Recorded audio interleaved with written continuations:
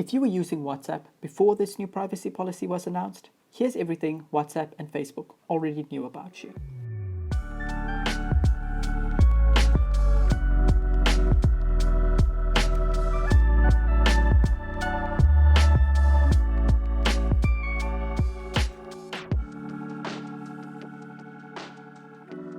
So how much worse is the new update? The short answer, not that much. So you're probably thinking, why? If WhatsApp was already so bad, why are people only panicking now? You see, Facebook has a poor reputation when it comes to privacy. So when they announced that they were changing the privacy agreement, a few skeptics decided to check it out. These skeptics saw some things they were uncomfortable with, which they had already previously unknowingly agreed to, and decided to bail out, because this is the first time they were hearing about it. This made everyone else panic and move to Signal and Telegram. And that's why we need to ask what? What exactly has changed between the old agreement and the new one? So I took the time to sit down with the July 2020 agreement and the February 2021 agreement. And here's what I found. The biggest, most alarming change occurs right at the beginning of the document. Before, WhatsApp always said, respect for your privacy is coded into our DNA. Since we started WhatsApp, we've aspired to build our services with a strong set of privacy principles in mind. But in the 2021 agreement, nothing. WhatsApp made no mention of respecting your privacy, and I think that's probably what triggered a lot of people. It's almost as though that single line represented WhatsApp's humanity, and without it, it was just another lifeless messaging platform. We'll call that red flag number 1.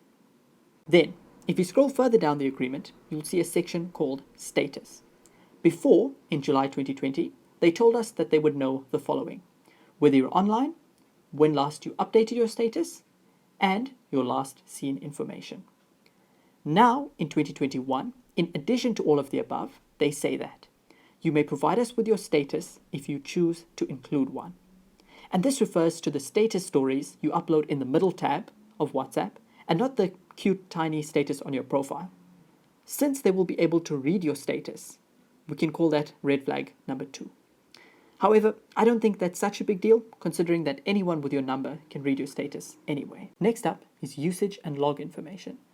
Before, Facebook already knew which groups and broadcast lists you belong to and who your favorite contacts were. However, in 2021, they now want to collect other information about groups, including the group name, group description, and group profile picture. I'll agree with all the Telegram supporters, that is definitely creepy, and we'll call that red flag number 3. Moving along to device information. Before, they already knew your hardware model, operating system, browser information, and IP address. Now, in 2021, they will also know your battery level, which can be used to track your behavior, your signal strength, and app version. So they'll know if you haven't updated to the latest version. Now, I'm pretty sure they already knew what my battery level was before. They just didn't bother to mention it in their old agreement. Nevertheless, people find this a bit too nosy, so we can call it red flag number 4. Now we come to the big section, which never existed in the old agreement: WhatsApp for Business. Again, this section is completely new, and it is where things get crazy. They tell us businesses may provide us with information about their interactions with you. They also say businesses that use WhatsApp for Business have the option of allowing WhatsApp to read their messages from clients. This is done for business processing. In other words, if you send information to a business account, don't expect it to be kept confidential. This lack of confidentiality amongst businesses is our final red flag number 5. And just a side note, if you've never messaged a business account on WhatsApp before, here's how you know that you are dealing with one. So we've got 5 red flags, and that's when we need to ask the question, who? Who exactly is getting all this data anyway? From the agreement, they want you to understand that Facebook, the company, will have access to your data. That means they can share it with anyone they own, including Instagram, Facebook, WhatsApp, and other third-party businesses.